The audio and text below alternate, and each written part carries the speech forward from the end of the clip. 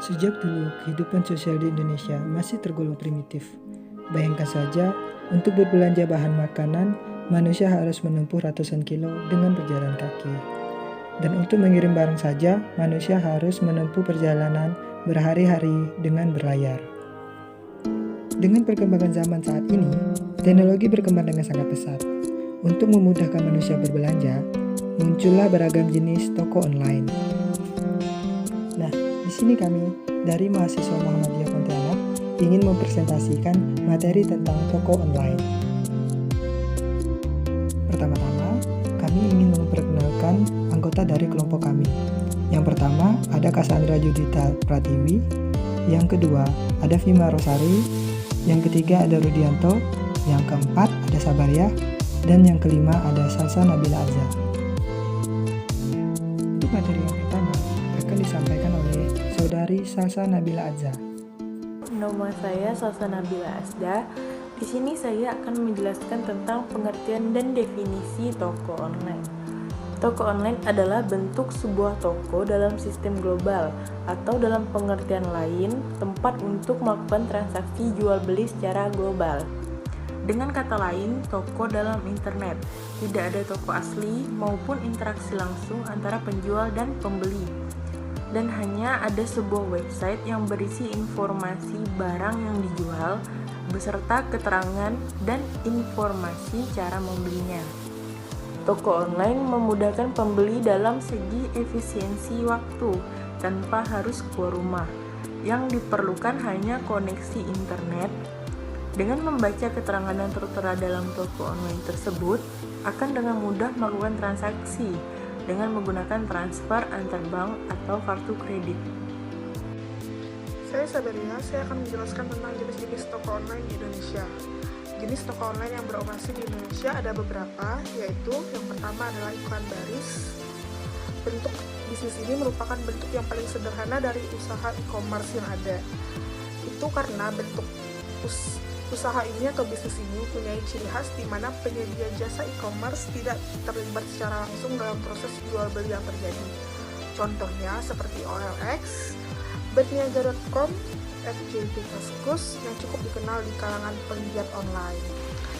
Yang terakhir dari jenis toko online adalah toko online B2C atau business to customer. Pada dasarnya, bentuk bisnis ini lebih fokus pada penjualan barang atau produk milik perusahaan e-commerce itu sendiri, sehingga semua keuntungan dari penjualan produk murni dimiliki oleh perusahaan e-commerce dan tidak dibagi dengan pihak lain. Jenis bisnis ini merupakan salah satu bentuk yang paling berkembang di Indonesia. Namun, dalam pengembangan bentuk bisnis ini tentunya tidak mudah. Selain diperlukan modal yang sangat besar, pemasaran barang, serta sistem penjualan yang berbeda, dan dihandle oleh penyelenggara e-commerce itu sendiri. Nah, sekarang saya akan menjelaskan tentang metode pembayaran. Bisnis e-commerce pada dasarnya bertujuan untuk mempermudah Anda untuk melakukan transaksi jual dan beli. Maka itu, metode pembayaran yang digunakan seharusnya juga mempermudah proses transaksi tersebut. Adapun metode pembayarannya itu, yang pertama saya jelaskan pembayaran kartu kredit atau Visa. Ini adalah jenis yang paling umum dilakukan pada transaksi online. Penggunaan kartu kredit untuk pembayaran merupakan salah satu yang paling populer dilakukan. Karena kemudahan yang ditawarkan, pemegang kartu hanya diminta untuk memasukkan data kartu kredit. Maka proses pembayaran secara otomatis dilakukan. Saat ini, pembayaran menggunakan kartu kredit di toko online juga didukung sejumlah promo menarik, seperti potongan belanja, cicilan 0%, hingga program cashback oleh bank-bank penerbit kartu. Sangat menarik bukan? Yang kedua, ada transfer bank. Selain pembayaran yang menggunakan kartu kredit, ini adalah salah satu cara pembayaran yang paling sering digunakan. Transfer dapat dilakukan melalui mesin ATM, internet banking, atau mobile banking. Walau mungkin metode pembayaran ini memerlukan proses yang lebih panjang karena harus dilakukan secara manual, namun masih populer digunakan karena terhitung lebih aman. Apalagi tidak semua orang punya kartu debit atau debit Visa. Yang ketiga, debit Visa hampir serupa dengan pembayaran kartu kredit. Pada beberapa jenis kartu debit di bank tertentu, juga bisa digunakan untuk transaksi online. Yang membedakan debit online dengan kartu debit biasa adalah dengan tercantumnya logo Visa di kartu debit online. Fungsinya menjadi kartu debit biasa dan bisa juga berubah menjadi alat pembayaran pada transaksi online. Contohnya kartu dari Genius. Karena penggunaannya sama seperti penggunaan kartu kredit, dengan memasukkan data yang tertera pada kartu, lalu pembayaran akan diproses secara otomatis. Bedanya, pemotongan biaya pada debit Visa dilakukan pada rekening tabungan langsung, sedangkan pada kartu kredit, tagihan dibebankan sebagai hutang. Selanjutnya, ada e-wallet. Satu yang cukup berkembang dewasa ini adalah penggunaan dompet elektronik, atau yang biasa kita kenal dengan e-wallet. Walaupun masih ada keterbatasan layanan pembayaran hanya di merchant tertentu yang bekerja sama, namun kedepannya prospek e-wallet dapat berkembang lebih jauh sebagai alat pembayaran online. Beberapa e-wallet yang dikenal seperti GoPay dari Gojek, Tikes dari Telkomsel, dan OVO bisa digunakan untuk menyimpan uang dalam bentuk digital, siap untuk digunakan bertransaksi secara online. Beberapa marketplace bahkan sudah bekerja sama dengan layanan pembayaran lewat e-wallet ini. Yang terakhir adalah tunai di gerai retail. Bagi mereka yang tidak memiliki kartu kredit atau sulit mengakses mesin ATM dan tidak memiliki layanan internet banking ataupun mobile banking, memilih pembayaran lewat gerai retail seperti Indomaret, Alfamart, Kantor Pos Indonesia, hingga JNE. Hal tersebut dilakukan karena tidak semua daerah dapat dengan mudah mengakses mesin ATM atau bank, tetapi dapat dengan mudah ditemukan gerai-gerai retail dengan jarak yang cukup terjangkau dari tempat tinggalnya. Terima kasih. Baik, saya Cassandra Pertiwi akan melanjutkan presentasi yaitu tentang sistem penjualan. Sistem penjualan. Sistem bisnis ini berfokus pada penjualan barang atau produk milik perusahaan dari e-commerce itu sendiri. Sehingga keuntungan dari hasil penjualan adalah untuk perusahaan e-commerce tersebut, tidak dibagi dengan pihak lain. Sistem penjualan online shop diawali oleh konsumen mengunjungi toko online Anda, baik yang berupa blog, website, ataupun lapak e-commerce. Kesimpulannya adalah sistem penjualan online yang berbasis web ini meliputi 1. Konsumen kunjungi toko online Anda. 2. Konsumen temukan barang dan lakukan transaksi pembayaran. 3. Proses verifikasi transaksi pembayaran konsumen. 4. Proses pengiriman barang ke konsumen. 5. Pastikan barang sesuai dengan yang dipesan dan siap pakai. 6. Adanya repeat order. Untuk tetap memiliki usaha online yang tidak angin-angin mengikuti tren yang ada, Anda perlu memiliki brand, varian, dan produk unggulan. Pastikan produk Anda tersebar di berbagai marketplace yang ada. Penting untuk Anda melakukan ini. 1. Riset barang dan pasar. Menentukan barang dan meriset pangsa pasar terlebih dahulu, melihat persaingan yang ada dan mulai memikirkan apakah kita bisa menyediakan barang atau jasa yang lebih baik dari yang sudah ada. 2. Gali kebutuhan konsumen. Tugas Anda bukan hanya mencari barang yang memiliki keuntungan besar saja, melainkan Anda juga harus melakukan riset dan mencari tahu kebutuhan konsumen. 3. Bijaklah dalam mencari solusi. Intinya adalah menggunakan kata yang bijak. Jangan sampai Anda terkesan menipu calon pembeli tersebut. Jika harga yang Anda patokan mahal dari harga pasaran, maka jelaskan apa yang membuat barang tersebut mempunyai harga yang lebih tinggi. Dan dengan begitu calon pembeli akan mengerti dan mungkin akan memutuskan untuk membeli. Selanjutnya, gunakan email untuk promosi. Jika Anda sering berkunjung ke website atau blog orang bule yang membahas tentang tutorial, maka hampir semuanya selalu memberikan kontak email di bagian di the bar yang rata-rata bertuliskan follow by email. Normalnya, jika Anda memasukkan alamat email Anda dan memutuskan untuk menjadi subscriber, maka email yang dikirim ke Anda adalah pemberitahuan mengenai update terbaru dari situs tersebut. Selanjutnya, beri pelayanan after sales.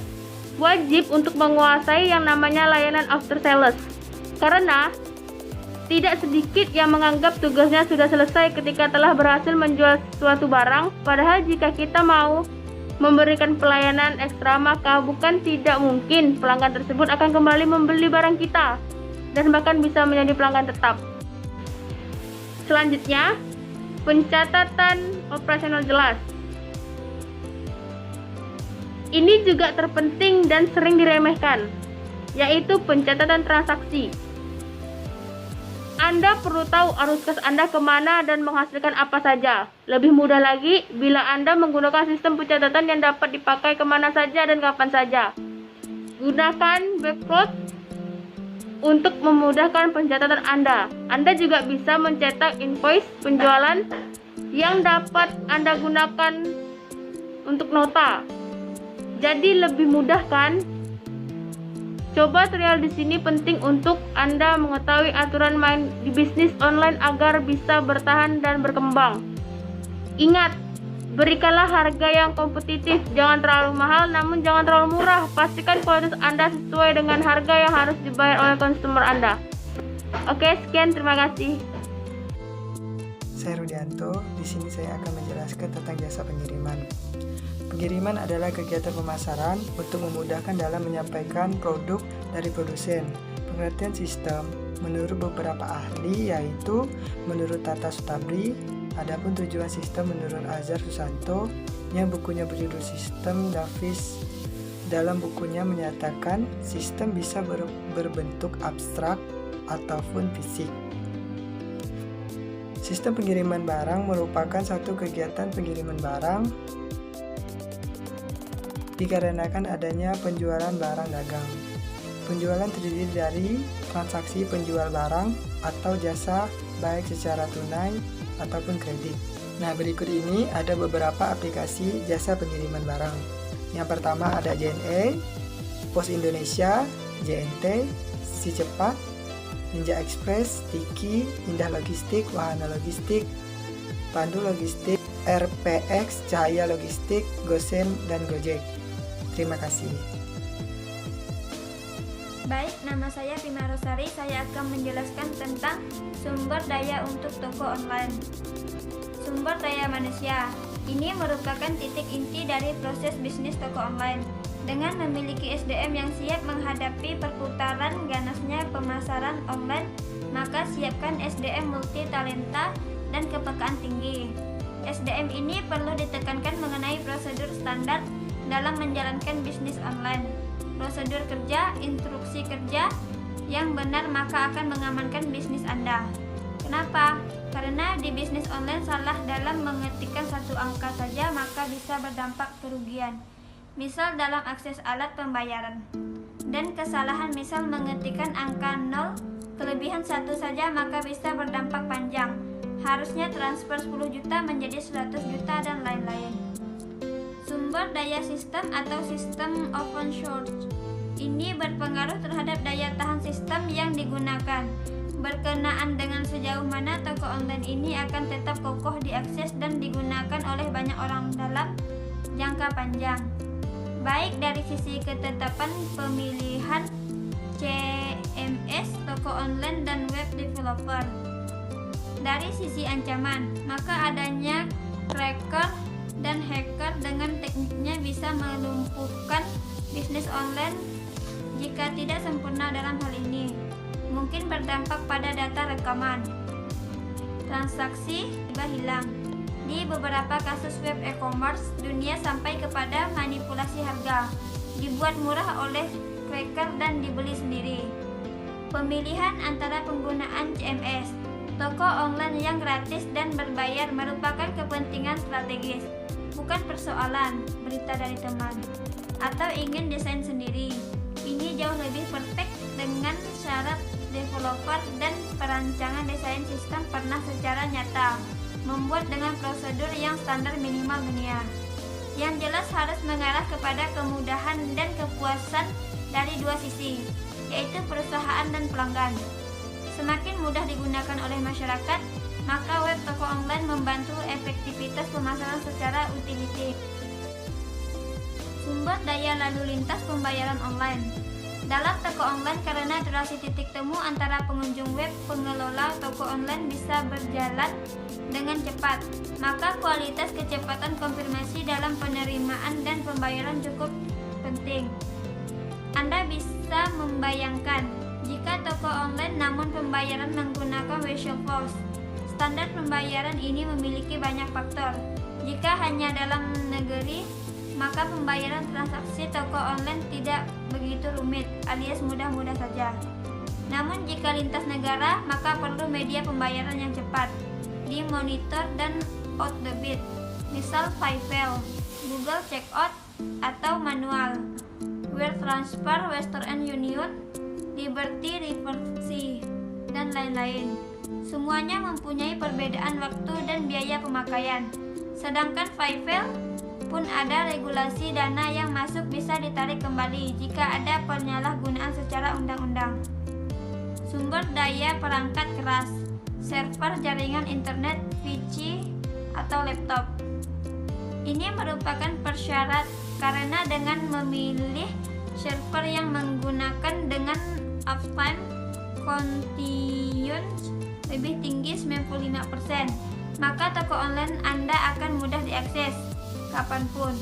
Kemudian penentuan lokasi data center untuk hosting antara lokasi server Indonesia, Singapura atau USA. Kemudian perangkat akses internet merupakan sumber daya wajib karena masyarakat lebih senang via email, YM atau Facebook untuk konsultasi dan lain-lain.